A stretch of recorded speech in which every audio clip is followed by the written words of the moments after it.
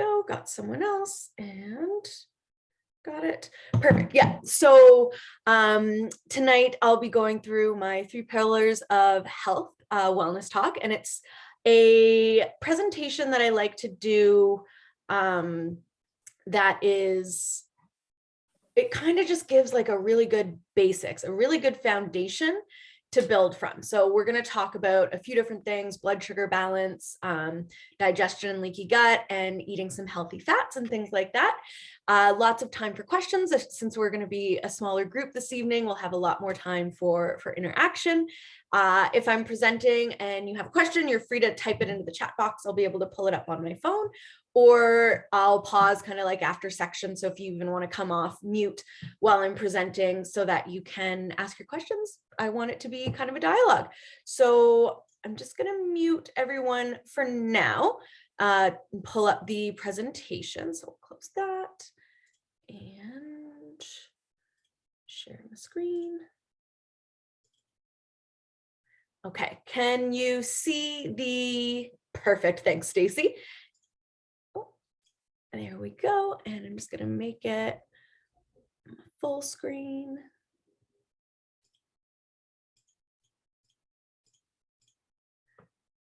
Awesome. All right, so pull up the chat box here just in case. All right, so like I said, tonight we're going to talk about my Nutrition Simplified. It's a presentation I really love doing because it's something that you don't necessarily need to change a ton about the way you're already living and eating. It's more about taking what you're already doing and just incorporating some new techniques, some new skills, some new information. So that's what we're going to go through this evening. Feel free to pop questions in the chat box or pop yourself off mute as I go through. I'll kind of like pause and ask if there's any questions, so there'll be lots of space for that.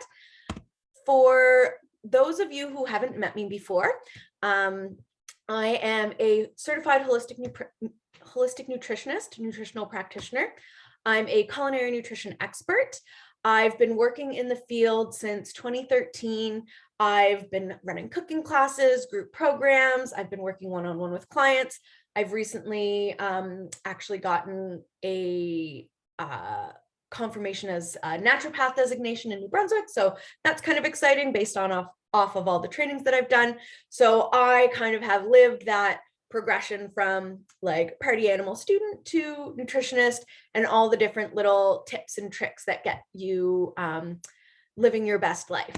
So tonight we're going to start talking about blood sugar balance. And I've been working with clients for many, many years, and this is always where I like to start when we start to look at, their food journals or how they're feeling, or they come to me and they're like, oh, I don't have a lot of energy. I get a lot of food cravings.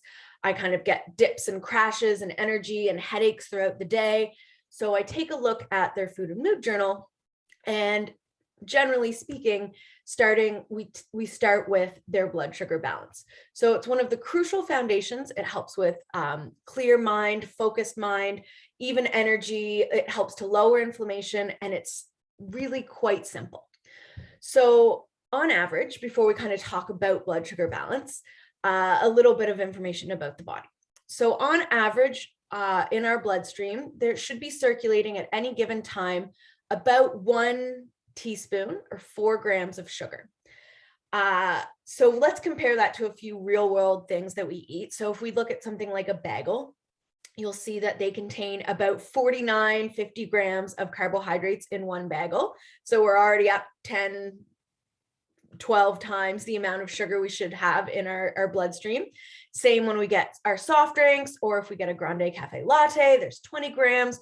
So we're getting a lot of sugar in these packages that we don't necessarily think about, because we think, oh, it's a bagel, it's not sugar. Or we think, oh, it's a coffee, it's not sugar. But when we actually look at the content of these foods, there's a lot of simple or refined carbohydrates that can actually spike our blood sugar. So too much sugar at once causes a big spike in our blood sugar and insulin, and then a big crash. So what I often see when I'm working with my clients is we'll take a look at their food and mood journal, and they're starting their day, either they're skipping breakfast or they're starting their day with like a bagel and a coffee. And then, they rush to work. They might go to the break room, or maybe if you're working at home now, you might sneak off to the kitchen, grab a little nibbly mid-morning, and then lunch times, like a sandwich or something quick, something simple. And then around, 2-3 o'clock in the afternoon, that's when we start to get that crash in energy. We start to kind of get that, like, I'm so tired, I want to like crawl underneath my desk and take a nap. You might get a little cranky, a little irritable. And then by the time you get home, you're sort of drained. You've had maybe a mid-afternoon coffee or a cookie or something sweet to kind of like boost your energy. And then you get home and you're too tired to really whip up much. And you might order some takeout or have some pizza or, pasta, something like that. So what's happening in this scenario is we're riding that blood sugar roller coaster up and down throughout our day. So we start our morning, we might have a bagel. We're immediately flooding our bloodstream with, 40, 50 grams of sugar, because when we eat refined carbohydrates, it starts to break down in the mouth, moves to the stomach, doesn't really stick around for very long in the stomach, because not much digestion happens in our bellies. Carbohydrate digestion, I should say. Fat and protein, we do a lot more in the belly, but mostly our carbs get broken down and digested in the small intestine. So we eat that bagel or a muffin or some toast or something like that, maybe even a bowl of oatmeal. It doesn't hang out in the belly for very long. It starts to release pure sugar from the belly into the small intestine. And then that sends the signal to our pancreas that, oh, we need to produce a bunch of insulin. So we get a big spike in sugar in the small intestine and the bloodstream. Our body wants to clear that sugar from the blood, because more than that 4 grams can be quite toxic to our cells. So it produces a ton of insulin. We get a big spike, and then we get a huge crash. And that's where we start to tend. So we spike our blood sugar and insulin, and then it starts to crash. And that's where we tend to start to see that hanger, those food cravings where you're like, I need something sweet and I need it now. I don't care what it is. I'll kick a puppy to get it.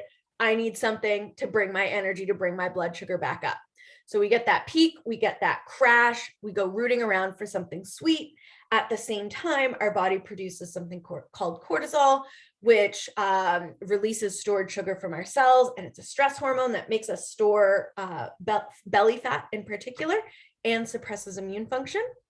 So we kind of crash, we produce that stress hormone, we go eat another snack. What happens? We get another spike, we get another crash. So if we're doing that 3, 4, 5, 6 times a day, of course we're going to be exhausted. Of course we're going to be run down. Of course our stress hormones are going to be all over the place. We're going to have cravings that we can't fully control and don't fully understand. So what we want to do is start to look at how we can manage that blood sugar roller coaster. So when we're in that phase and we're trying to pull that sugar from the bloodstream, any sugar that we can't use immediately as energy gets stored as fat, either in the liver or throughout the body. And too much of that sugar or easily digested carbohydrates causes those peaks and crashes. We get that hanger, food cravings, headaches, and irritability.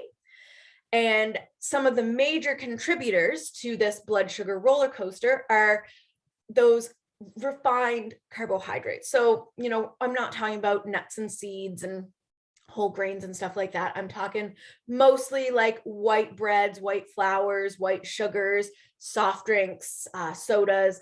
All those types of foods and drinks are the things that are going to cause those spikes and those crashes. And over the long term, this can actually stress out our pancreas and our insulin production.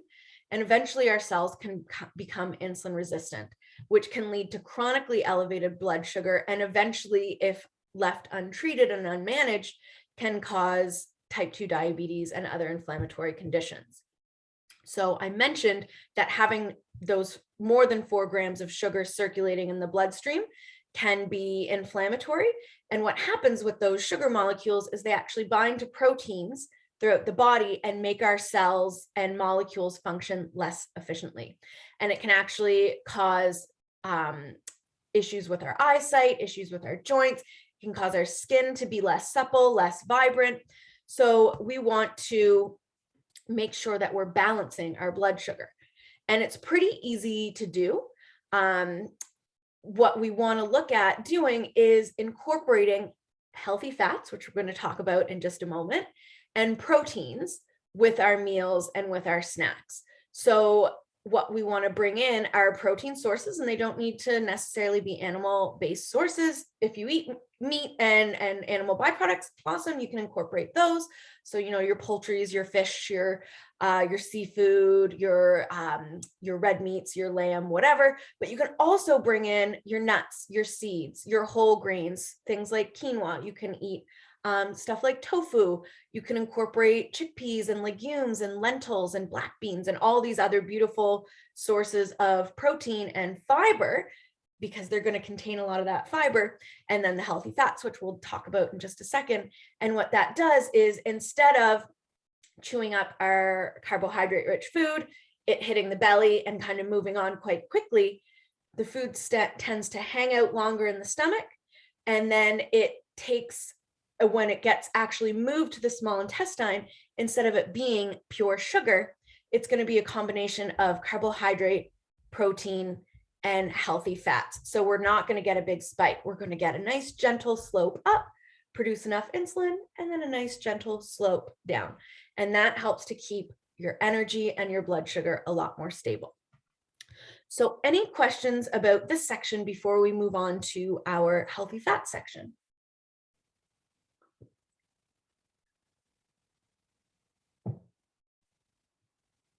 All right, let's keep motoring on then. So the next pillar that I find really important for our long-term health and function is these healthy fats and these healthy oils. So for a very long time, there was sort of a war on fat, and we were told low fat is best. We want to eliminate as much fat from everything we eat as possible. We want to replace it with vegetable oils, and we want to increase our carbohydrate intake. And as we've just seen, higher carb intake, not necessarily great for people's blood sugar. And when we incorporate the right types of fat, they can actually be incredibly satiating. So it can help stabilize our hunger signals. They can be incredibly healing to the digestive tract, and they're really important for our brain function and for cellular health and cell function as well. So different types of fat we need to build our healthy cells in the body. So there are a couple major types of fats. So some fats, specifically omega-6 fats, can upregulate, so increase inflammatory pathways in the body and actually make our body more inflamed or more prone to inflammation. And other fats, called omega-3 fats, can actually help to modulate or balance the inflammatory response. So they don't turn it off, they just help it react when it's supposed to react and turn off when it's supposed to turn off. And that's what we really want with our immune system. So a lot of times you'll be like, oh, this boosts immune function, or this does this. We don't always want to be turning on our immune system. What we want is to give the immune system the tools and vitamins and fats and things that it needs so that it can figure out when it needs to be on and when it needs to be off. So that's why omega-6 fats can increase that inflammatory response. So we kind of want to limit those. And then we want to increase the intake of omega-3s and saturated fats, which I think we'll talk about in just a moment. So most of our brain is fat by weight, about 60%, and a lot of it is actually omega-3 fat. And most of our cells throughout our body use lipids or fats to create the barriers, and they need that fat so that they're supple, so that nutrients and oxygen and things can pass from the bloodstream into our cells. So it's really important to get enough fat in the diet for lots of different reasons. So some of the ones we typically want to avoid are those vegetable oils. They don't actually come from vegetables. They come mostly from legumes or seeds. So canola oil, peanut oil, soy, cottonseed, safflower, sunflower, and corn are the most common that you'll see on the shelf. And the reason we want to limit these in the diet is because they contain a really high ratio of omega-6 fat to omega-3 fat. So they can increase that inflammatory process in the body. And at the same time, the process of extracting these oils from the seeds or from the legumes that they come from can actually make them go rancid and harmful. and make them even more harmful to our systems. So it's a 7-step process typically to get from like seed to that big jug you see on the grocery store shelf. And it uses, byproducts of the petrochemical industry, heptane, hexane, they're deodorized, they're bleached. They go through all these steps so that the oil that ends up on the shelf doesn't really contain any sort of nutrition. It's, it has calories, but there's not really any nutritional benefit to that food at that point. And then the other fats that we really, really want to avoid are hydrogenated or partially hydrogenated oils. And these are typically made from those omega-6 rich fats, so from those vegetable oils.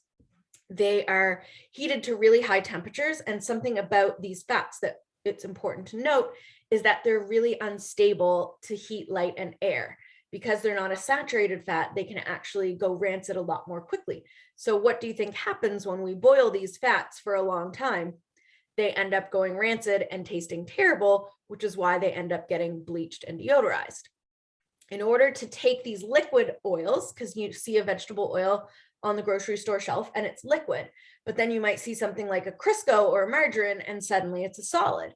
And in order to get it from that liquid state to that solid state, they need to add this metal catalyst, usually nickel, but sometimes they use other metals as well.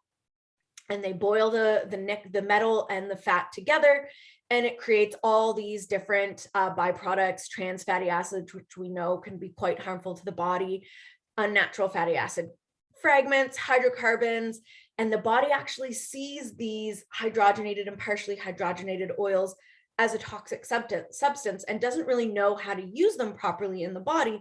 And that can, over the long term, if they're, the only fats that we're really eating and we're eating them in high amounts, it can promote that inflammatory reaction in the immune system. So any questions about those different types of fats?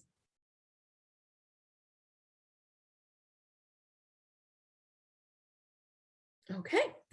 So some of the fats we do like to enjoy are things like our, hemp seeds, our flax seeds, chia, salmon, and other cold water fish, really rich in omega-3 fats, different types of saturated fats like coconut oil, or if you're buying like organic or pasture-raised animals, those types of fats can be quite beneficial for the body. Your monounsaturated fats, so things from like olive oil or avocado oil, those types of fats are all really great to use in your kitchen instead of these other more inflammatory types. So our final pillar is a healthy gut. So this is after I work with my clients and we look at, blood sugar balance, and we start to, rebalance the meals that they're eating, and we start to swap out some of those more inflammatory oils for the more beneficial oils, we start to look at gut health and gut function, because it's one of the most important factors in sort of long-term health, because in order to absorb all the food that we're eating and actually turn it into the cells of our body, or to help shuttle things off to the immune system, to the brain, to the liver, all these different places, we actually have to have a healthy gut in order to do that. And leaky gut is now being researched and found as a root cause or contributing factor to many inflammatory conditions, arthritis, anything that ends in an itis, autoimmune conditions, and a lot of digestive issues like IBS and other kind of, chronic bloating, constipation, lots of gas, those uncomfortable things that, a lot of people struggle with daily. So they're finding that a leaky gut can be contributing cause to a lot of these issues. So what is leaky gut? So it occurs when there are gaps or spaces in the walls of our small intestine. So you can see on the little image here, on one side, there's the normal tight junction, and you can see all the cells of the digestive tract are sealed together, nice and close. They've got your little villi, so those are those little finger-like projections on the cells, and those absorb the food, and nothing passes through the gut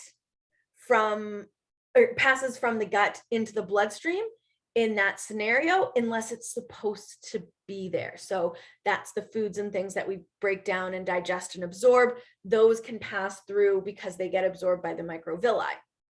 But things like bacteria, fungi, yeasts, things that we don't want to absorb, or like big, huge chunks of food, those can't pass through because the tight junctures are nice and close. But you can see on the other side of the photo where it says inflammation, but not spelled correctly, we have spaces between those molecules, and that's leaky gut.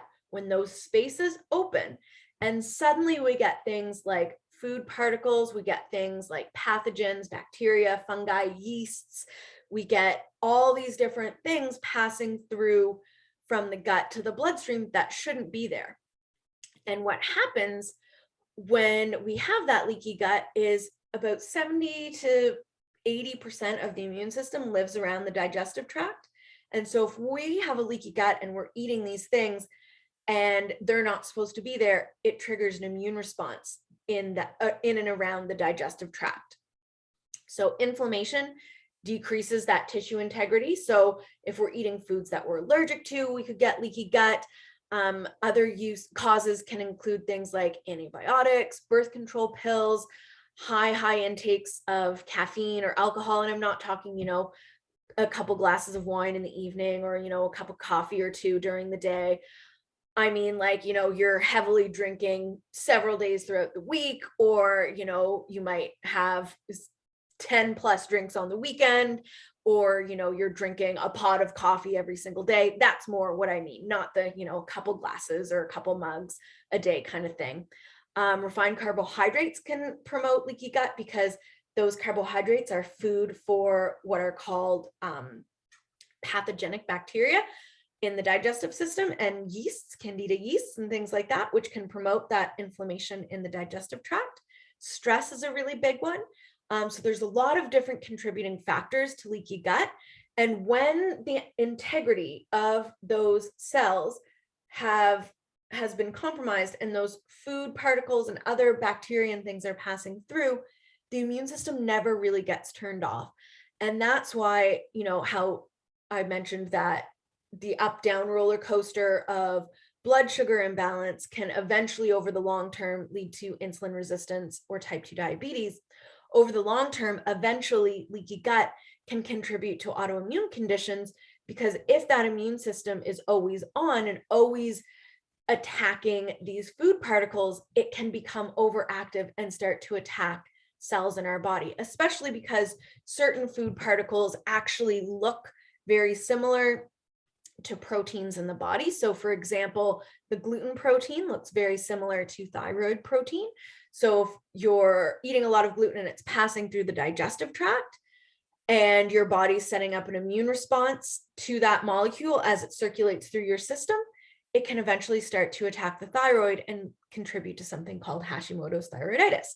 So we want to really support and nourish that digestive tract. So really easy things that you can do include, if you're drinking 5, 6, 7 cups of coffee a day, start to slowly wean yourself back. And you might be kind of leaning on that coffee because you're on that blood sugar roller coaster. So maybe if you balance the blood sugar, you won't have those big crashes in energy throughout the day. So, things get really interconnected. You can maybe swap out some alcoholic drinks for non-alcoholic drinks if you're going out. You can eat whole foods with lots of fiber that feed beneficial bacteria, which can help improve the integrity of the digestive tract. You can test to see if you have any food allergies or food intolerances, because that chronic intake of things that you might be reacting to can increase that inflammatory response in the gut. Managing stress is a really big one, which I know right now is a really big ask for a lot of people. But if we can do a lot of these other things, we can have a better foundation and then maybe start to think about managing our stress or trying to reduce our stress if possible, to improve that gut integrity. So I guess I already talked about all of this stuff here. But those are a few little things that you can do to help with your leaky gut. And then there's foods you can incorporate. So things like bone broth, aloe vera juice, the inner fillet of the aloe vera plant is really healing for the digestive tract. Taking a probiotic, lots of different things you can do to support that gut health. So any questions about those, or about leaky gut, sorry?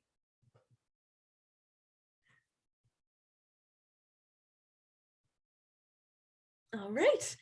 Well, I did just want to mention before we go, I am going to be running a small group coaching where we're going to be diving into these topics in a lot more detail over a 4-week program that starts on February 8th, so Tuesday the 8th. And it's going to kind of give you that deeper understanding of blood sugar balance, of healthy fats, of gut health and probiotics, and how to create and build an anti-inflammatory way of eating.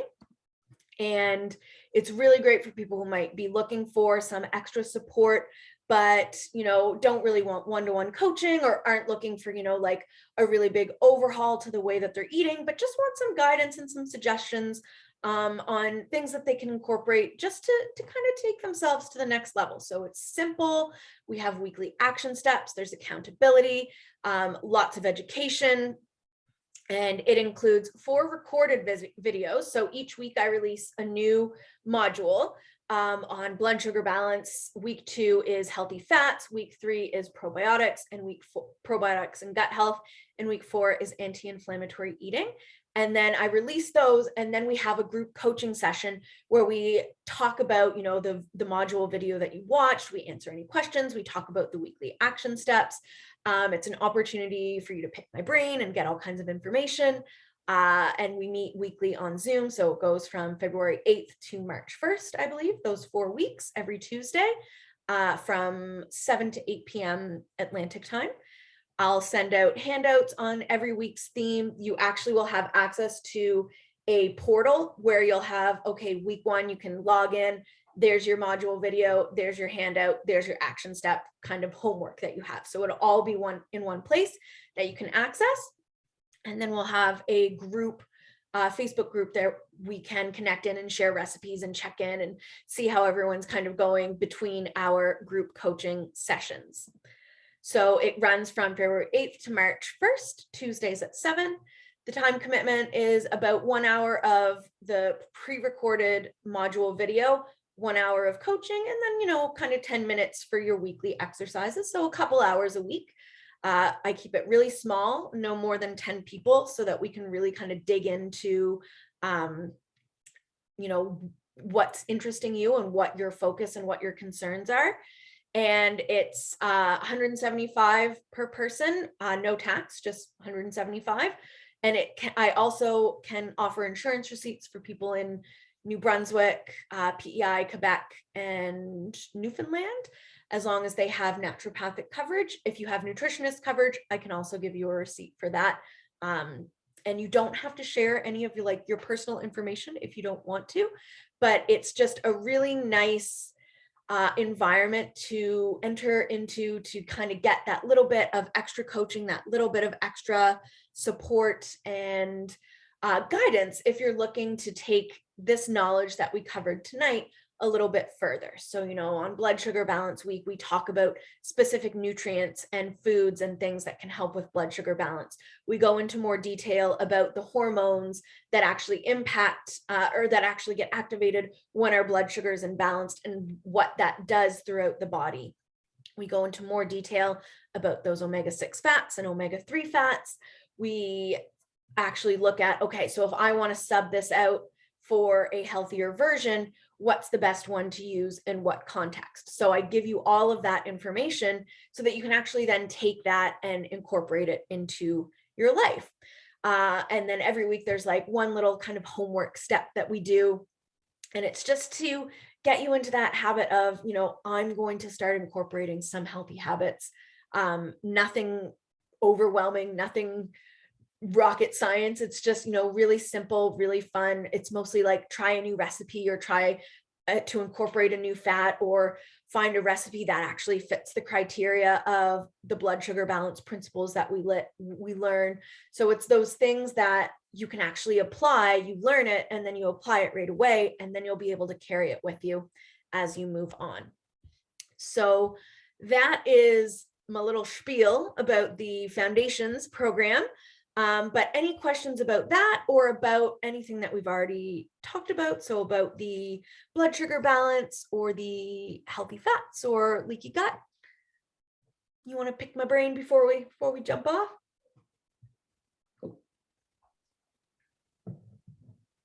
Hi, Jane. Hi. I'm not an expert with this. That's okay. I can see you. I can hear you. That's all we need. I'm kind of low down here. I was just wondering if you would just give an example of a breakfast that you might recommend rather than bagel and coffee. For sure. So I have a few different ones that you could try. So depending on what you like to eat. So for example, someone who likes to have something like a little warm and a little comforting for breakfast, I would recommend something like an oatmeal, but adding in some healthy fats. So maybe some coconut milk or some almond milk, or even stirring in a little bit of coconut oil or something like that.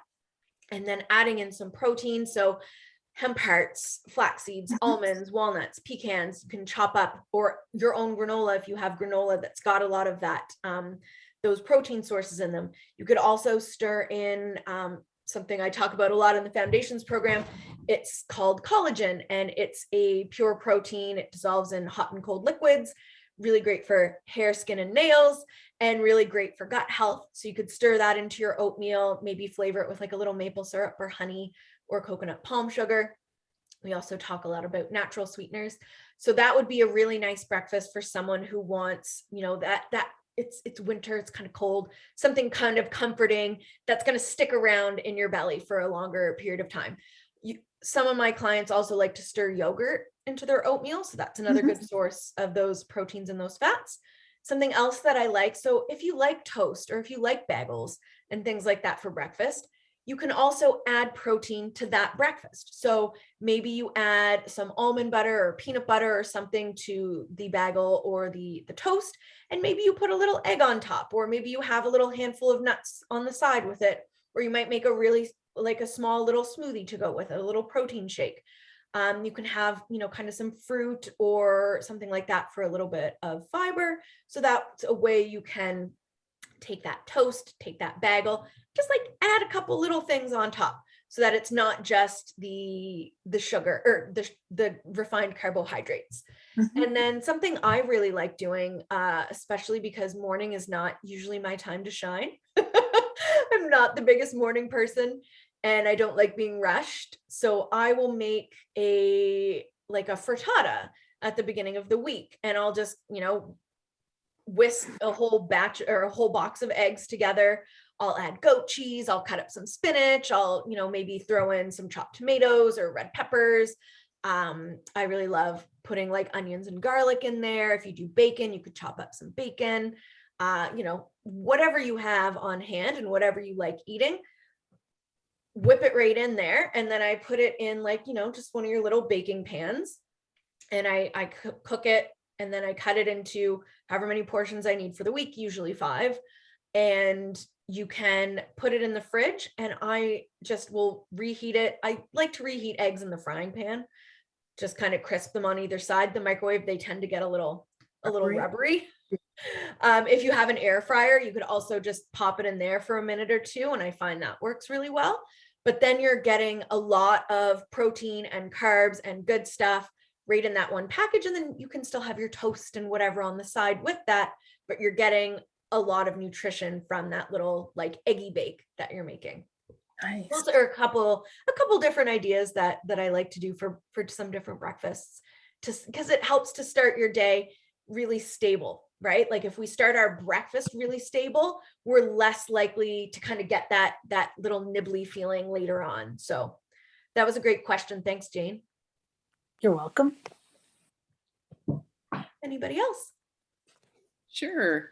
I've got a couple, but I guess I'll start with natural sugars and impact on blood sugar. So I'm glucose intolerant, and glucose, yeah, like I'm I have mild intolerance, but not full diabetes. And I just there's something that pulls me towards natural sugars like honey and maple syrup, in the sense that they are, at least they exist in nature. But wrestling with, do they still have the same impact on blood sugar, and is it more about the balance, like you said, like what you eat it with in order to help modulate that a little bit better? You got it, exactly. So one that is a little bit different in terms of impact on blood sugar is coconut palm sugar. So I don't know if you've seen that before. It's like a granulated, it's the sap from the coconut palm that's then dehydrated and ground up. So it's like it's kind of like a dried maple syrup from the coconut palm. And that one does have, it's about a 50% less impact or glycemic load than white sugar. So it doesn't impact your blood sugar nearly as much as a white sugar would or something like that. Honey, because it's more fructose, also probably won't impact your blood sugar as much because fructose actually gets metabolized in the liver instead of getting metabolized by insulin and drawn into the cells. So those two will likely have a slightly different impact on your blood sugar levels. But what you really hit on the head is the fact that it's more about the amount and what you combine them with.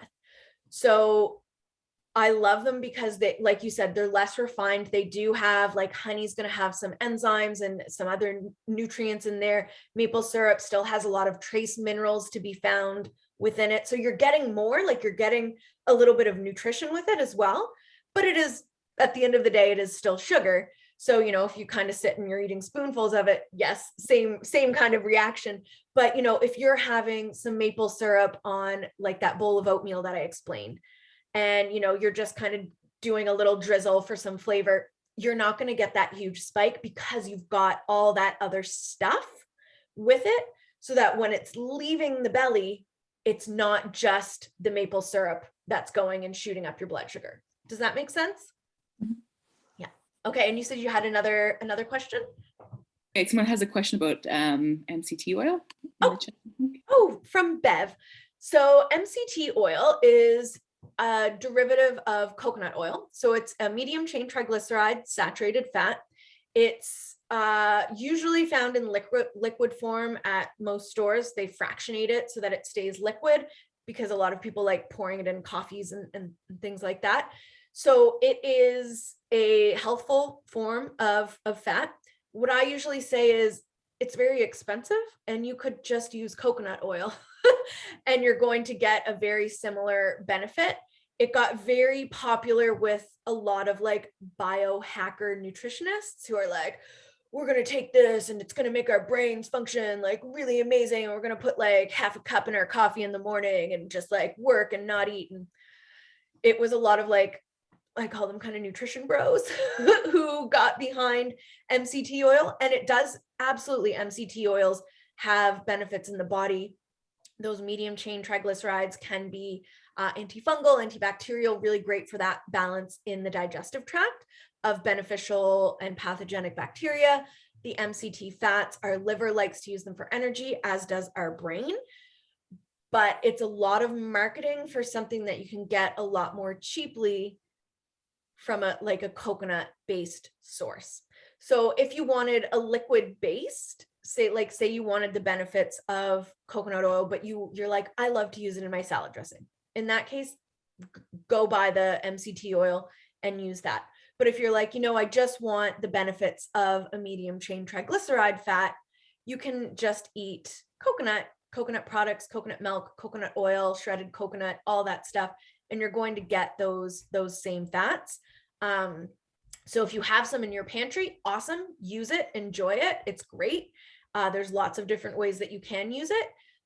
And then if you're like, you know what, I'm not doing this for I don't use it a lot in salad dressings or something like that. Maybe try the coconut oil next time and save yourself probably $20-$30. So yes, it's really good for you. It's a great fat. It's a healthy fat. But it can be very expensive. So that's sort of my hot take on it. Thanks, Bev. That was a good question too. And Stacey, I think you said you had another question. Sure, I just keep having more. You mentioned that how oils are processed are important. Mm-hmm. And you, like, am I looking for like cold press? I'm just trying to think of what I should be looking for. I mean, obviously, I've been trying to switch more to coconut and olive in generally as my two major oils. Nice. But I don't know, even with those, like, should I be looking at what kind of olive oil I'm buying and like the quality of it? Like, I just wasn't sure how much to be worried about that, or just kind of focus on, at least I'm not using these other ones. So for coconut oil and olive oil in particular, I can give you my recommendations of the ones that I kind of use and that I like, and other, like a few brands that I like and what to look for. So the coconut oil, the one I often use is the Kirkland brand. Essentially, you want to look for just kind of a virgin coconut oil. It just means it hasn't been deodorized or overly processed. So that's generally what you want to look for. It doesn't really matter if it's organic or not, because coconut trees don't usually get a lot of pesticide or pests, so they don't usually get sprayed. You can look for things like fair trade if you are concerned about, you know, how they're grown and the communities that provide them. Like I said, I love the Kirkland brand. It's super affordable, really good quality, tastes really nice. So that's the one I often go for.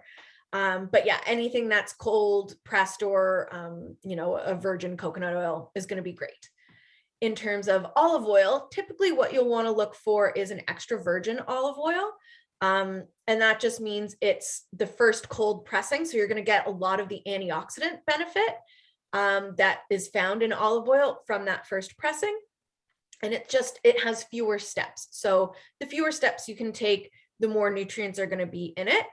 That being said, if I'm making something like a mayonnaise, I'll buy a light tasting olive oil that's been a little more purified, because that olive oil taste can be quite strong.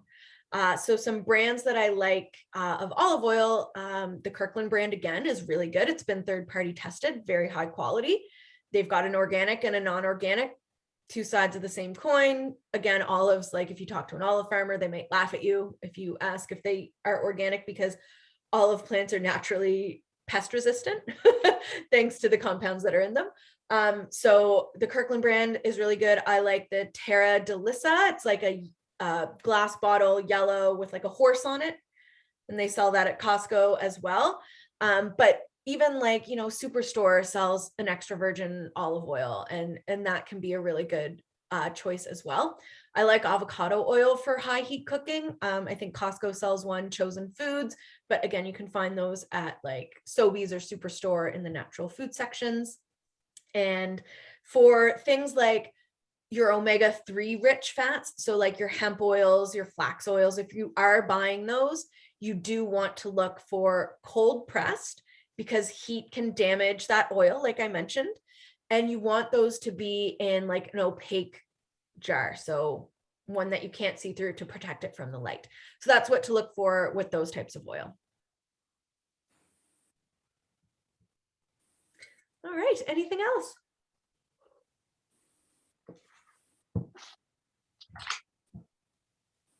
I have one last question then. Yeah, go for it. I can talk about this all day, so yeah. Okay, I don't eat a lot of animal protein. So I've been reluctant to give up dairy, because a lot of my protein comes from dairy. And when I've looked at other options like oat milk, soy also has a lot of protein, but sometimes I have conflicted feelings about soy, blah, blah, blah, right? But some of the oats and the almonds, they don't have as much. And so I just didn't know, I know it can be inflammatory for a lot of people. So I just didn't know any thoughts about dairy and how to. So my first question would be like, do you feel bad when you eat dairy? I'm mildly lactose intolerant, so I only drink lactose-free milk. Okay. But if it's not milk, I tolerate it not too bad. Okay. So a couple things. I really like goat cheese and goat milk. They have a different type. So you're talking about inflammation. They have a different type of casein A2 versus casein A1. So they can be like, last week I made an Alfredo and I used goat milk and it was absolutely delicious. My friend uses it for her scalloped potatoes because she's kind of similar boat. And I don't find it really has a super strong or, you know, flavor or anything like that. And you can find it right at like a Sobeys or a Superstore. And so that's a really nice option if you're not like allergic to like the proteins in dairy in specific. And like you would probably know, as someone with lactose intolerance, goat products way lower in lactose, like way, way, way, way lower. So a lot of people can handle them a lot better if they have a lactose intolerance. And they actually sell like goat brie and goat cheddar and goat mozzarella, not just the soft goat cheeses anymore. So there's lots of places to play around in the goat cheese and the goat milk realm if you wanted to. Another option, if you're looking for protein sources, is that, you know, so your almond milks and those milks, they might not be a protein source, but can you add in hemp hearts? Can you eat more chickpeas? Can you add in some more lentils? You know, can you bring in these other plant sources so that if you do kind of lower or eliminate dairy, you're not getting rid of all of your protein? So I would recommend like maybe get a small little container of the goat milk and just kind of try it out in a couple different ways and see what you think and see how you feel. And you might find that you're like, absolutely not, that was awful. But you might find that you're like, oh my gosh, that was really great and a nice option. Because you can put it in your coffee or, you know, however you have it, however you enjoy it. So that's an option. And then option 2 is focus on getting your protein from some other sources.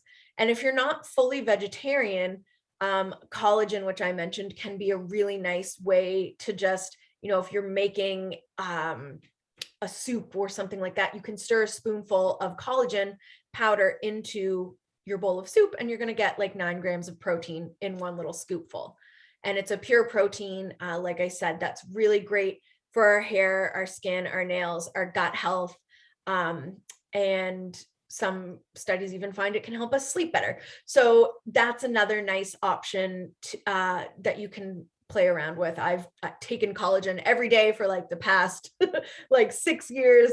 I swear by it. I love it. I use it with a lot of my clients, and it doesn't have a taste or a smell. So it's a nice, like I find sometimes protein powders can be very off-putting because they've got weird textures or tastes, or they've got stevia in them or these other things. So I like collagen, and hemp hearts are kind of my 2 go-tos for super easy, light tasting protein sources. Yeah. Where do you find the collagen powder? So there's a few places you can get it. You can actually get it at Bulk Barn. It's a really good price at Bulk Barn. I know Costco usually carries 1 or 2 different types of collagen. Organica is one, and then the other one is Vital Proteins, I think. But they're usually with all the protein powders. So if you just ask, if you go to Costco and just go, do you have collagen? They should be able to show you. It's usually with the protein powders, but sometimes they move them over to where the supplements are. So if you're like, oh, I can't find it, but lately they've been keeping them with the protein powders. Okay. So yeah, Bulk Barn, Costco, I mean, they do sell them at most health food stores. You can get them online. A lot of companies sell them online. So it really just depends. I find the best prices I've found have been Costco and Bulk Barn. Okay, thank you. You're welcome. Anything else?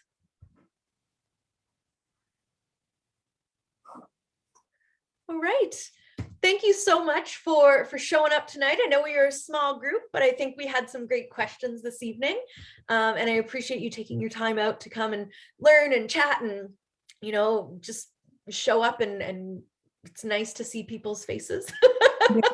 So very, very appreciative. I'm going to send out the recording and the slides as well. So if, you know, you think tomorrow of any questions or anything, just hit reply and ask away, and I'll be there for you. So thank you so much. You're very welcome, Bev. It was so lovely of you to show up tonight, and stay cozy, stay warm wherever you are. And hopefully I'll see you again soon. Bye, everybody. Bye.